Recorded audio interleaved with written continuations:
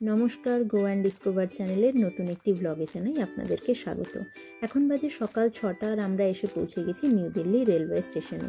এখন সকাল 6টা হলেও চারিদিকটা ঘুটঘুটে অন্ধকার আর শহরটাও যেন ঘুমে আচ্ছন্ন হয়ে আছে। কারণ কি শীতকালে না দিল্লিতে খুব একটা তাড়াতাড়ি সকাল হয় না, ওই 7টা-8টার আগে তো সূর্যের মুখই দেখতে পাই না, পুরো অন্ধকারই থাকে।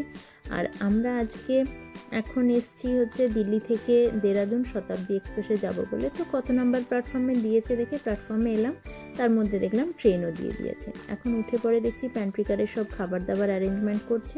আর ভেতরে ঢুকলাম, এরকম একটা স্লাইডিং ডোর ছিল, যেটা ভীষণই অস্বস্তিকর, কারণ কি একজন লাগেজ নিয়ে ঢুকতে গেলে বেশ অসুবিধা হচ্ছে।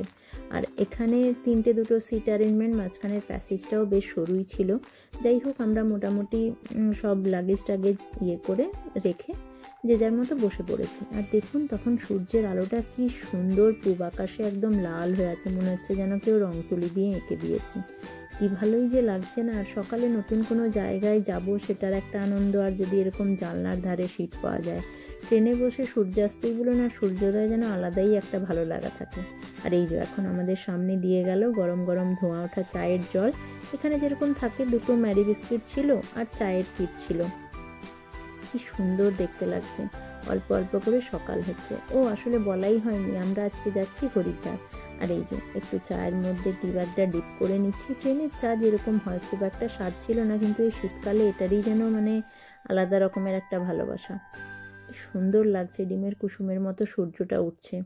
আর এখানে ঘাসগুলোতে দেখছিলাম শিশিরের উপরে যখন সূর্যের আলোটা পড়েছে না, ভীষণ সুন্দর লাগছিল, বেশ ভালো লাগছিল জায়গাটা। আর আমরা আজকে ভেজ ব্রেকফাস্ট অর্ডারে ছিল, তো এখানে 2টো ভেজ কাটলেট দিয়েছিল, আর ব্রেড ছিল, ফ্রুটি ছিল, মোটামুটি ঠিকঠাক। আর এই যে দেখুন কতগুলো যে এরকম কলকারখানা থেকে ধোঁয়া বেরোচ্ছে দেখলাম, আর তার পরিণতি দেখুন এরকম অবস্থা, কিচ্ছু দেখতে পাওয়া যাচ্ছিল না। ট্রেনের গতিবেগও অনেকটাই কমে গেছিল, 1 হাত অন্তর কি আছে সেটাও দৃশ্যমান ছিল না। ভীষণই বাজে অবস্থা। এই কলকারখানার এই ধোঁয়া পিউরিফাই করে যদি না ডিরেক্ট এরকমভাবে বাতাসে মেশে, তাহলে তো দম বন্ধ করা পরিস্থিতি। আমরা ট্রেনে ছিলাম, তাতেই কীরকম যেন একটা অস্বস্তি লাগছিল। যা কিছুক্ষণ পরে দেখলাম এরকম একটু পরিষ্কার আকাশ। আর আমাদের হরিদ্বার স্টেশনে এসে পৌঁছে গেছি। আর জার্নিটা বেশ ভালোই ছিল, তার কারণ কি ট্রেনে 5 ঘন্টা 5.5 ঘন্টার জার্নি ছিল। সিট টিটগুলো লেগ স্পেস একটু ভালো ছিল বলে জার্নিটা খুব একটা খারাপ থাকেনি। আর ট্রেনটা যাচ্ছে দেরাদুন। তো আমরা দেখছিলাম কোন পাশ থেকে একটু বেরোলে আমাদের যে হোটেলটা সেটাই যেতে একটু সুবিধা হবে। এখন দেখুন হরিদ্বারের বাইরে স্টেশন চত্বরে কি সুন্দর একটা মহাদেবের আবক্ষ মূর্তি, নীল রঙের, দেখেই যেন চোখ জুড়িয়ে গেল। কি সুন্দর লাগছে মূর্তিটা দেখতে। আর তার পেছনেই ছিল একটা পূর্ণ মহাদেবের মূর্তি। আর এই যে হরিদ্বারের এই স্টেশন চত্বর, আমার প্রথমবার আসা, কিন্তু হরিদ্বারের স্টেশন চত্বরে এই মহাদেবের মূর্তিগুলো দেখেই না মনটা যেন বেশ শান্ত হয়ে গেল। আর এখন আমাদের অটোও চলে এসছে। চলুন সব কিছু ব্যাগ নিয়ে আমরা উঠে পড়ি। তারপরে খুব একটা দূর নয়, আমরা স্টেশন থেকে জাস্ট ডান দিকের টার্নিংটা নিয়ে 5 মিনিটের মতো হবে। আর ওপাশে ছিল একটা বেশ বড় ফুড কোর্ট। আর এখানে রাস্তার পাশে যেরকম খাবারের দোকান থাকে, ব্যাস আমাদের হোটেলে এসে পৌঁছেও গেলাম। এখানে সব চেক-ইনের প্রসেসিং চলছিল, তারই মাঝখানে আমি একটু ভিডিও করে নিলাম। বেশ সুন্দর সাজানো ছিল এখানটা, আর আমার পছন্দ হয়েছিল বুদ্ধদেবের ফাউন্টেনটা। এখন আমরা রুমে যাচ্ছি। তো 2টো রুম ছিল, মোটামুটি ঠিকঠাকই ছিল। তারপরে আমরা একটু রেস্ট করে বেরোলাম লাঞ্চের খোঁজে। তো এখানে সবই মোটামুটি ভেজই পাওয়া যায়, তো দেখছিলাম ভেজের মধ্যেই কোথাও একটু ভালো যদি থাকে। আর এই যে এটা ছিল ভারত সেবাশ্রম, যাওয়ার পথেই পড়লো, তো দেখলাম বেশ সুন্দর সিজনাল ফুলগুলো রয়েছে, তো একটু ঢুকলাম আর সাথে ভিডিও করে নিলাম। চলুন, আমরা একটা রেস্টুরেন্ট খুঁজে পেয়েছি আর এখানে বসে পড়েছি। বেশ সুন্দর ছিল, রিজনেবল প্রাইসে 2টো ভেজ থালি নিয়েছিলাম, খুবই ভালো ছিল। বেশ কিছুক্ষণ খাওয়া দাওয়ার পরে রেস্ট করলাম। এখন আমরা এলাম গঙ্গার দর্শনে। এখানটা না বেশ খালি খালি, কারণ কি মনে হয় পুরো ক্রাউডটাই ছিল প্রয়াগরাজের কুম্ভ মেলায়। কি সুন্দর লাগছে এখান থেকে দেখতে। ওই দূরের পাহাড়ে নাকি মনসা দেবীর মন্দির আছে, ওটা আবার অন্য একদিন আমরা যাব। চলুন আমরা একটু যাই, মা গঙ্গার দর্শন করি। হরিদ্বারের গঙ্গার অনেক রকম মুখে বর্ণনা শুনেছি, অনেকের মুখে অনেক রকমের বর্ণনা। আমি দেখি কীরকম গঙ্গার দর্শন পাই। আর এই যে ঠোঙ্গার মধ্যে গঙ্গায় যে আরতি করা হয় সন্ধেবেলা, সেটা দূরে যে অরেঞ্জ কালারের ডাব্বাগুলো দেখতে পাচ্ছেন, ওইগুলো করে সবাই গঙ্গার জল নিয়ে যায়। কি সুন্দর দেখতে লাগছে পড়ন্ত বিকেলে, মানে দারুণ যাকে বলে, বেশ ভালো লাগছে দেখতে।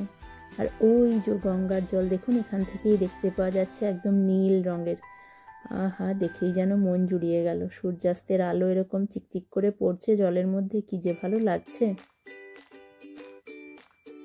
দূরে ওরকম ধনুকের মতো একটা ব্রিজ বানানো ছিল, আর এই পাশে আমরা ব্রিজের এখানে দাঁড়িয়েছিলাম। বেশ ভালো লাগছিল দেখতে, চারিধারটা পাহাড়ে ঘেরা, ভীষণ সুন্দর লাগছিল। পড়ন্ত বিকেলের এরকম গঙ্গা মানে আলাদাই, এরকম দর্শন পাবো গঙ্গার ভাবিনি। সুন্দর।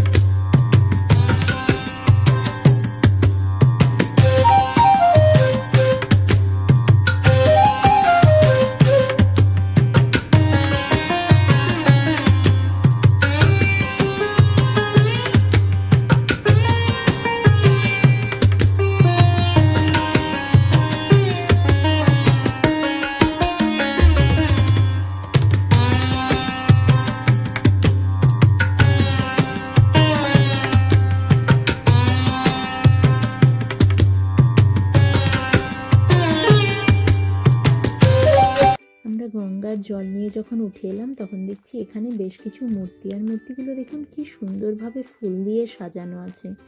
আর ওখানের যিনি পুরোহিত ছিলেন, উনি এখন সন্ধ্যেবেলার আরতির প্রস্তুতি নিচ্ছেন।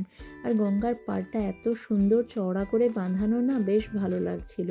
আর খুব একটা ভিড় ছিল না, তাই জন্য মানে ওখানে মনে হচ্ছিল যেন বেশ কিছুক্ষণ বসে থাকি, ভালো লাগছিল দেখতে, কি সুন্দর লাগছে। আর এখানে দেখুন সব রকমের রুদ্রাক্ষ পুঁতির মালা ছিল, আর দূরে বাচ্চাগুলো দেখুন নিজের আনন্দে খেলে যাচ্ছে। আহা, যখন সূর্যের আলোটা পড়ছে কি অপরূপ লাগছে দেখতে মা গঙ্গাকে।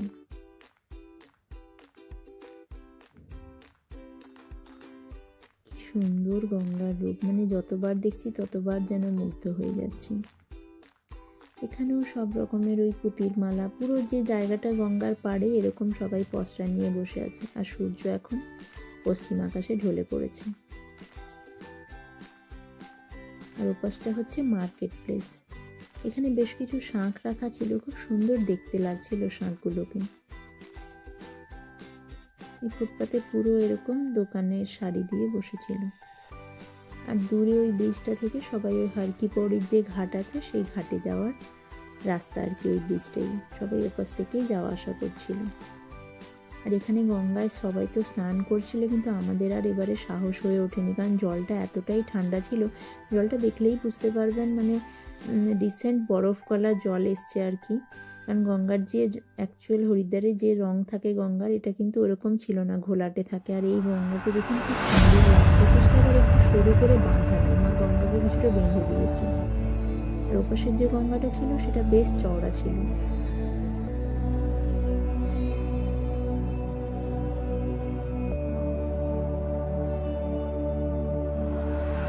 करम जिसे पुकारे वो पहुँचे गंगा किनारे, न कर मैली तो गंगा तन धोए मन तो गंदा, पलट के फिर नानी बोली बात और बहता पानी, न कर मैली तो गंगा तन धोए मन तो गंदा।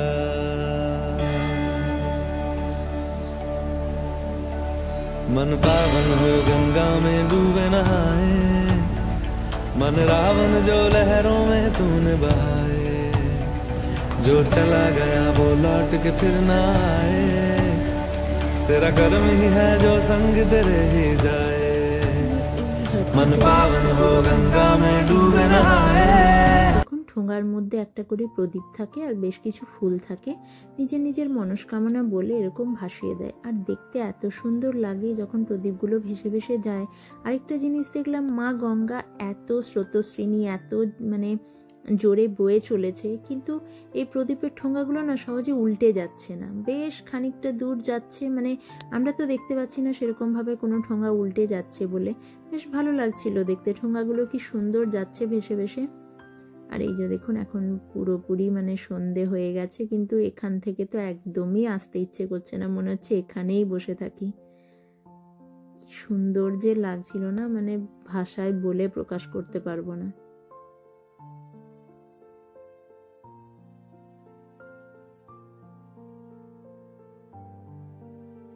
এখানে আমরা বেশ কিছু খাবার, এপাশটা আসলে মার্কেট প্লেস ছিল, ওখানকার যে রাবড়ি পাওয়া যায়, তারপরে ওখানকার চটিওয়ালাতে বেশ ভালো চা পাওয়া যায়, আপনারা গেলে অবশ্যই টেস্ট করবেন। গঙ্গার এপারেই আছে চটিওয়ালা, তো ওখানে চা, রাবড়ি, আরও ওখানকার যে সকল মানে সমোসা পকোড়া টাইপ থাকে সেগুলো কিছু টেস্ট করলাম। আর অনেকক্ষণ মা গঙ্গাকে দর্শন করলাম, মানে উঠে আসতেই ইচ্ছে করছিল না। আজকে আমরা শুধু মা গঙ্গার এখানেই মানে বসেছিলাম, আর কোথাও যাওয়ার ইচ্ছে ছিল না। আর আপনাদের যদি এটা ভালো লাগে এই সিরিজটা, অবশ্যই লাইক, সাবস্ক্রাইব করবেন, শেয়ার করবেন। আবার দেখা হবে হরিদ্বারেরই নেক্সট একটা এপিসোডে। সবাই ভালো থাকবেন, সুস্থ